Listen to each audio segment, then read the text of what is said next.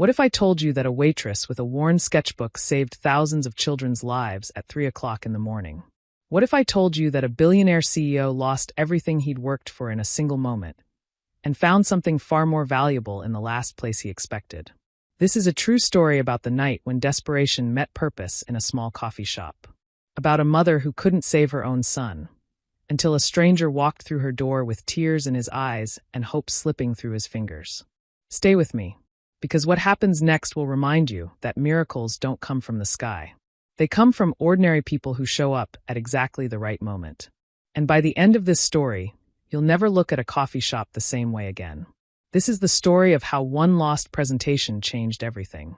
Welcome to Voice of Granny. While you are here, please hit the subscribe button and comment your view on the story and where you're watching from. You know those moments in life when everything you've worked for seems to crumble right before your eyes?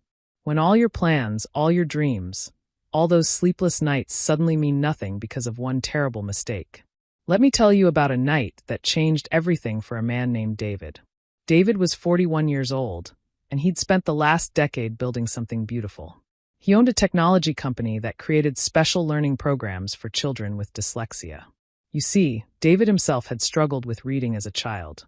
He remembered the shame, the frustration, the feeling of being left behind while other kids seemed to breeze through their schoolwork. So when he grew up and learned about technology, he made it his mission to help kids like him. His company, Bright Path Learning, had grown from a tiny apartment project into something that reached thousands of schools. But David wanted more. He wanted to change everything. He'd spent 3 years developing a revolutionary new program that could adapt to each child's unique learning style in real time.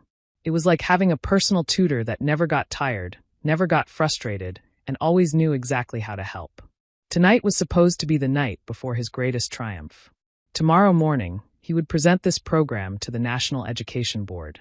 If they approved it, his software would go into schools across the entire country. Millions of children who struggled with reading could finally have the help they desperately needed. But as David sat in his office on the 38th floor, staring at his computer screen, his whole world was collapsing. The presentation file was gone. Just gone. 3 years of work, hundreds of demonstrations, every chart, every graph, every carefully chosen word that would convince the board to say yes. All of it had vanished into nothing. His hands were shaking as he tried everything he could think of. He checked the trash folder. He searched every backup drive. He called his IT specialist, who was on vacation 3 states away. Nothing worked. The file was corrupted beyond repair, and the backup he thought he'd saved? He'd accidentally overwritten it just an hour ago when his mind was foggy with exhaustion. The meeting was in 7 hours. 7 hours to somehow recreate 3 years of work. David wasn't the kind of man who cried easily, but tonight, alone in that empty office building, he felt tears burning in his eyes. This wasn't just about business anymore. Last month, he'd met a little girl named Sophie at a school demonstration. She was 8 years old, and she'd whispered to him with tears in her eyes, "I'm not stupid, am I?" Her mother had explained that Sophie spent hours every night trying to read simple sentences, getting so frustrated that she'd throw her books across the room. David had knelt down and told Sophie the truth. He told her that he'd been just like her once, that his brain just worked differently, and that was okay.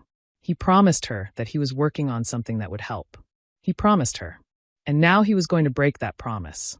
He thought about calling the education board and canceling, but he knew they'd assembled members from different cities just for this presentation. They'd cleared their schedules, made travel arrangements, gathered their top experts. If he canceled now, they'd never give him another chance. There were other companies developing similar programs, and time wasn't something struggling children had in abundance. David loosened his tie and walked to the window. The city stretched out below him, lights twinkling like a blanket of stars on the ground. Somewhere down there, children were crying over homework they couldn't understand. Parents were feeling helpless, watching their bright, creative kids believe they were failures just because reading didn't come easily. He remembered something his grandfather used to tell him when he was young and struggling with his schoolwork. "David," he'd say in that warm, gravelly voice, "sometimes the answer isn't in working harder. Sometimes it's in opening your eyes to see the help that's right in front of you." David grabbed his jacket and his car keys. He couldn't stay in this office anymore.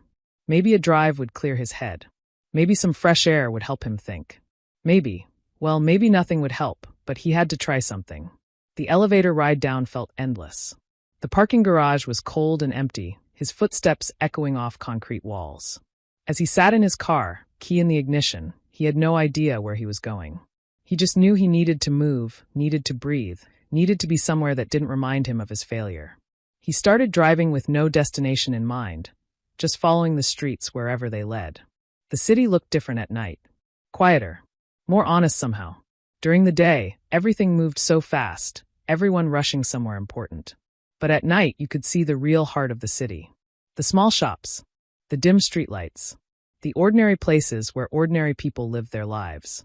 David didn't believe in fate or destiny or any of that. He believed in hard work and dedication and building something meaningful through your own effort. But sometimes, don't you think the universe has a way of putting us exactly where we need to be at exactly the right moment? He was about to discover that miracles don't always look the way we expect them to. Sometimes they look like a simple coffee shop on a quiet corner. Sometimes they wear an apron and ask if you'd like cream with your coffee. Sometimes the answer to our most desperate prayers comes from the most unexpected person at the most impossible time. And sometimes, when we're at our lowest point, that's exactly when we're ready to receive the help we never knew we needed. Have you ever walked into a place and immediately felt like you could breathe again? That's what happened when David spotted the little coffee shop on the corner of 5th and Main Street. Rosa's coffee house wasn't fancy. It was the kind of place that had been there for 30 years, with checkered floors and vinyl booths that had been patched more times than anyone could count. But warm light glowed through the windows, cutting through the cold darkness of the street, and David found himself pulling over without really deciding to. The bell above the door made a gentle chiming sound as he walked in. The smell of fresh coffee and cinnamon wrapped around him like a warm blanket. There were only a few people inside. An older gentleman reading a worn paperback in the corner. 2 young women laughing quietly over their laptops. And behind the counter, a woman who looked to be in her late 40s, with silver-streaked dark hair pulled back in a braid and eyes that seemed to notice everything. Her name tag said Grace, and when she looked up at David, she smiled the kind of smile that makes you feel like someone actually sees you. Not the professional mask people wear at work, but a real, genuine expression of kindness. "Coffee, sweetheart?" she asked, and her voice had a musical quality to it, warm and comforting. "Please," David said, sliding onto one of the counter stools. He felt exhausted down to his bones. "Actually, make it a large. I'm going to be up all night anyway." Grace studied his face as she poured the coffee, and David had the strange feeling she could read the desperation written all over him. "Rough night?" she asked gently. David let out a laugh that held no humor at all. "You could say that. I just lost the most important presentation of my life. 3 years of work gone. And I have to present it to a board of education officials tomorrow morning." He paused, surprised at himself. He never talked about his problems with strangers. He was the boss, the leader, the one who always had it together. But something about this quiet coffee shop and this kind woman made him feel like he could be honest for once. "I'm sorry," he added quickly. "You probably don't want to hear about my disasters." Grace set the coffee cup down in front of him and leaned against the counter. "Honey, people have been bringing their troubles to coffee shops since coffee was invented. It's what we're here for. Tell me about this presentation. What was it about?" There was something in her voice that made David actually look at her, really look at her. She wasn't just being polite. She genuinely cared. "It's a learning program," he said slowly, "for children with dyslexia. Kids who struggle with reading and feel stupid even though they're not. The program adapts to each child's needs, helps them learn at their own pace in their own way." Grace's hand stopped moving on the coffee pot. Her eyes widened slightly, and David saw something shift in her expression. Pain. Recognition. Understanding. "Dyslexia," she repeated softly. "You're developing something to help kids with dyslexia." "Yes. Do you know about it?" Grace's eyes filled with tears, but she blinked them back. When she spoke, her voice was barely above a whisper. "My son, Daniel. He's 13 years old, and he has dyslexia." The world seemed to stop for a moment. Of all the coffee shops in this entire city, of all the people David could have met tonight, he'd walked into the one place where someone understood exactly why his lost presentation mattered so desperately. If this story is touching your heart, I hope you'll stay with us to see what happens next. Grace took a deep breath and continued. "Daniel is brilliant. He can build anything with his hands. He understands how machines work just by looking at them, He's kind and funny and creative. But every single night, we sit at the kitchen table for hours while he tries to read his homework. He cries, David. My 13-year-old son cries because he thinks he's stupid. Because other kids can do in 20 minutes what takes him 2 hours. Because no matter how hard he tries, the words just don't make sense the way they should. David felt his throat tighten. He knew that story. He'd lived that story. The school tries to help, Grace went on, wiping her eyes with the corner of her apron. But they have 30 kids in a class and 1 teacher. Daniel gets pulled out for special help twice a week, but it's not enough. He's starting to give up, David. I can see it happening. He's starting to believe he really is stupid, and I don't know how to convince him otherwise. He's not stupid, David said firmly. His brain just works differently. That's not a weakness, Grace. It's just different. I know that. You know that. But try telling that to a 13-year-old boy who watches his younger sister breeze through books he can't even start. Grace poured herself a cup of coffee and sat down on the stool next to David. You said you lost your presentation. Tell me about the program. Maybe talking through it will help you remember the details. David looked at her uncertainly. Grace, it's really technical. There are graphs and data points and neural learning patterns. She held up her hand and smiled, though her eyes were still sad. Honey, when your child has a learning disability, you become an expert real fast. I've read every book, attended every workshop, talked to every specialist I could find. Try me. And so David started talking. At first hesitantly, then with growing confidence as he realized Grace really did understand. She asked intelligent questions, made insightful comments, and listened with an intensity that made him remember details he thought he'd forgotten. Have you ever met someone and felt like maybe you were supposed to meet them all along?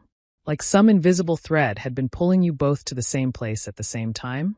For the next hour, David talked while Grace listened and asked questions that showed she understood far more than most people would. She brought him refill after refill of coffee and a slice of homemade lemon cake, treating him less like a customer and more like a friend who needed help. The other customers gradually left. The older gentleman finished his book and waved goodnight. The 2 young women packed up their laptops and headed home. But David and Grace barely noticed. They were deep in conversation about learning patterns, neural pathways, and the specific ways dyslexic brains process information differently. The breakthrough came, David explained, sketching rough diagrams on napkins, when we stopped trying to make dyslexic children read like everyone else. Instead, we let the program adapt to their natural learning style. Some kids learn better with audio support. Some need different fonts or background colors. Some need the text broken into smaller chunks. The program figures out what works for each individual child and adjusts automatically. Grace nodded thoughtfully. Like finding the right key for the right lock. You're not changing the lock, you're just finding what opens it. Exactly. David felt a surge of excitement despite his exhaustion. That's exactly it. You just described in one sentence what took me 3 pages to explain in the presentation. Grace smiled, but then her expression grew serious. David, I need to tell you something. And I don't want you to think I'm crazy or that I'm overstepping. What is it? She stood up and walked to a shelf behind the counter, pulling down a worn sketchbook. When she returned and opened it, David's eyes widened. The pages were filled with beautiful drawings. Educational diagrams. Charts showing learning progressions. Visual representations of complex educational concepts, all done in careful, artistic detail. Before I opened this coffee shop, Grace said quietly, I was an educational consultant. I worked with schools to develop visual learning materials for children with special needs. I specialized in dyslexia because... She paused, her voice catching. Because I have it too. I understand from the inside what these kids go through. David stared at her, his mind racing. You're an educational consultant? I was. I gave it up 5 years ago when my husband passed away suddenly. I needed something simpler, something stable, so I took my savings and bought this coffee shop. It pays the bills and lets me be there for Daniel. She looked down at her sketchbook. But I never lost the skills. And I never stopped learning about how to help kids like him. Like us. David felt something shift inside his chest. It was like the universe had reached down and placed exactly the right person in exactly the right place at exactly the right moment. Grace, he said slowly, what if I told you that you've already helped me remember most of the key points of my presentation? And what if I asked, would you be willing to help me recreate it? Not just the information, but the visual elements too. Grace looked at him for a long moment, and David saw something light up in her eyes. Hope. Purpose. The chance to use her gifts to help not just her own son, but thousands of children like him. "How much time do we have?" she asked. David checked his watch. 5 hours until I need to leave for the meeting. Then we'd better get started. What happened over the next hours was something David would remember for the rest of his life. Grace flipped to a fresh page in her sketchbook and began to draw. Her hands moved with the confidence of someone returning to work they loved, work they were born to do. She didn't just recreate his charts and graphs. She made them better. She understood both the technical side and the human side, and she brought them together in ways that would make people not just understand the program, but feel why it mattered. "This chart showing reading improvement," she said, sketching quickly, "needs to include actual quotes from children. Numbers are important, but stories change hearts. This diagram of the neural learning process," she continued, adding color and detail, "should show a child's face. Remind them that we're talking about real kids, not just data points." David watched in amazement as his presentation was reborn before his eyes. But it wasn't just being recreated. It was being transformed into something more powerful than what he'd lost. Grace brought a perspective he'd never had. She knew what it felt like to struggle. She knew what parents needed to hear. She knew how to make the science feel human and the hope feel real. They worked through the night, barely noticing as the hours passed. Grace drew while David provided the technical details and the research data. He told her about the pilot programs, the success stories, the children whose lives had already been changed. She turned each fact into a visual story that would touch hearts as well as minds. Around 3 a.m, Grace paused and looked at what they'd created. 28 hand-drawn pages, each one a perfect blend of scientific accuracy and artistic heart. "You know what Daniel told me last week?" she said softly. "He said he wants to drop out of school. 13 years old, and he's already given up hope. But if this program gets approved..." Her voice broke. "If this gets into schools, maybe he'll have a chance. Maybe he'll see that there's nothing wrong with him, that he can learn and succeed just like anyone else." David felt tears in his own eyes. "Grace, I can't thank you enough. You've given me more than a presentation tonight. You've reminded me why this matters." As dawn light began creeping through the coffee shop windows, they had created something neither of them could have made alone. Sometimes miracles happen when two people's needs meet at exactly the right moment. Sometimes the help we desperately need comes from someone who needs our help just as much. Have you ever walked into a room knowing that the next few hours would change everything? That's how David felt as he entered the conference room at the Education Board headquarters. He'd gone home for a quick shower and change of clothes, but his mind was still back at Rosa's coffee house with Grace and her beautiful drawings. He'd carefully placed each hand-drawn page in a presentation folder, and now, standing before 12 of the most influential education officials in the country, he felt his heart pounding. The board members looked exactly like what you'd expect. Serious faces, expensive suits, tablets and laptops open in front of them. They'd seen hundreds of presentations promising to revolutionize education. They'd learned to be skeptical. Dr. Williams, the board chairwoman, gave him a polite but cool smile. "Mr. Thompson, we've been looking forward to seeing your adaptive learning program. We understand you've been developing it for 3 years. Please begin when you're ready." David took a deep breath. This was it. Everything came down to this moment. "Thank you for being here," he began. "I know you were expecting a standard digital presentation. What I'm about to show you is different. Last night, I lost my presentation file. Everything I'd prepared for 3 years was gone. But sometimes, when we lose what we think we need, we find something better." He saw a few board members exchange glances. They probably thought he was making excuses. "Last night," David continued, "I met a woman named Grace. She runs a small coffee shop, and she has a 13-year-old son with dyslexia. When I told her about my program, she didn't just listen politely. She understood, because she lives this reality every single day. And then she did something extraordinary." David opened the folder and held up the first drawing. It was a portrait of a child's face, split down the middle. On one side, confusion and frustration. On the other, understanding and joy. Below it, Grace had written in beautiful script, "Same child. Different approach." The room went completely silent. Every board member leaned forward to see better. For the next 2 hours, David took them through the entire program using Grace's artwork. Each page told a story. Each diagram showed not just data, but the human reality behind that data. Grace had included actual quotes from children in pilot programs. She'd drawn before and after scenarios that made the improvement feel real and tangible. But what really moved the room was how Grace had illustrated the core concept. She'd drawn a series of doors, each one different. Some were tall and narrow. Some were short and wide. Some had handles, some had knobs, some opened by pushing, some by pulling. Above them all, she'd written, "Every child can enter the room of learning. They just need the right door." David explained the technology, the research, the neural learning science behind the program. But Grace's drawings made it mean something. They made it matter. You could see it on the board members' faces. This wasn't just another educational software pitch. This was about real children who were struggling right now, today, in classrooms all across the country. When David reached the final page, there was a drawing of a young boy sitting at a kitchen table, surrounded by books. His mother sat beside him, her hand on his shoulder. Above them, Grace had written in her own son's handwriting, "I'm not stupid. My brain just works different. And that's okay." David's voice caught as he read those words aloud. "That was written by Daniel, the son of the woman who helped me create this presentation. He's 13. He has dyslexia. And every night, he sits at his kitchen table crying because he thinks he's stupid. But he's not stupid. None of these children are stupid. They just need us to meet them where they are and help them learn in the way their brains are designed to learn." The room was so quiet you could hear people breathing. Dr. Williams cleared her throat. David couldn't read her expression. Was she moved? Was she skeptical? He had no idea.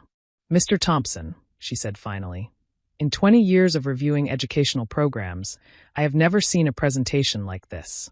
The science is solid. Your research is thorough. But what makes this special is that you've shown us the heart behind the data. You've reminded us why we're all here in the first place." She looked around at the other board members. Several of them were nodding. One woman was wiping her eyes. "I'd like to propose something," Dr. Williams continued. "Usually, we take several weeks to review and discuss before making a decision. But I think we all know that children like Daniel don't have time to waste. I'd like to call for a preliminary vote right now. We can finalize the details later, but I want to know if this board is ready to approve the pilot program expansion to a national rollout." David's heart was hammering so hard he thought everyone could hear it. One by one, the board members raised their hands. All 12 of them. Unanimous approval. Dr. Williams smiled, and this time it was warm and genuine. "Mr. Thompson, congratulations. Your program will begin rolling out to schools nationwide within 6 months. We'll start with districts that have high populations of struggling readers. And Mr. Thompson, please thank Grace for us. Her artwork didn't just illustrate your program. It reminded all of us why we chose to work in education in the first place." David could barely speak. "I will. Thank you. Thank you all." As he left the building, walking out into the bright morning sunshine, David pulled out his phone. His hands were shaking as he dialed. "Rose's Coffee House, this is Grace." "Grace," David said, and his voice was thick with emotion. "They approved it. Unanimous vote. The program is going nationwide." On the other end of the line, he heard Grace start to cry. "Daniel," she called out. "Honey, come here. I have something to tell you." And David stood there on the steps of the Education Board building, listening to a mother tell her son that help was coming, that he wasn't stupid, that everything was going to be okay. Sometimes the most important victories aren't the ones we plan. Sometimes they're the ones that come from unexpected helpers in unlikely places at impossible times. You know what I've learned? The best stories don't really end. They just keep growing, spreading out like ripples in water, touching more lives than we ever imagined possible. 3 months after that presentation, David stood in a school gymnasium in a neighborhood much like the one where he grew up. It was the official launch day for Bright Path Learning, and 200 children with dyslexia and their families had gathered to be among the first to try the new program. But David wasn't alone at the front of that gymnasium. Standing beside him was Grace, and next to her was Daniel. David had insisted that Grace be part of the launch. She'd done more than help him recreate a presentation. She'd transformed it into something that could change hearts as well as minds. And she'd done it because she understood from the inside what these families were going through. "I want to introduce you to someone," David said to the crowd. "This is Grace. 3 months ago, I walked into her coffee shop at the worst moment of my life. I'd lost everything I'd worked for, and I had no idea how to fix it. Grace didn't just help me. She reminded me why this program matters. Because it's not about technology or business or success. It's about children who deserve every chance to discover how brilliant they really are. The families applauded, but David could see some of them were confused. They didn't understand yet. Grace has a son named Daniel, David continued. Daniel, would you come up here? Daniel walked to the front, and David could see he was nervous. But there was something else in his eyes now. Something that hadn't been there 3 months ago. Hope. Daniel, David said gently, do you remember what you told your mom a few months ago? About school? Daniel nodded, his voice quiet but steady. I told her I wanted to quit. I thought I was stupid because I couldn't read like other kids. And now, Daniel looked out at all the families watching him. David could see children of all ages, some confident, some shy, but all of them carrying that same weight of feeling different, feeling broken. Now I know I'm not stupid, Daniel said, and his voice grew stronger.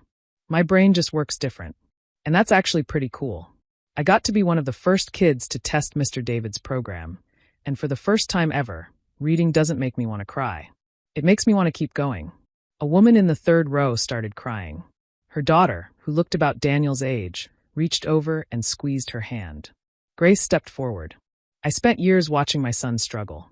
I spent years feeling helpless, wondering if I was doing something wrong, wondering if there was anything I could do to help him. And then one night, a man walked into my coffee shop at 3 a.m, desperate and lost. And somehow, in helping him, I helped my own son.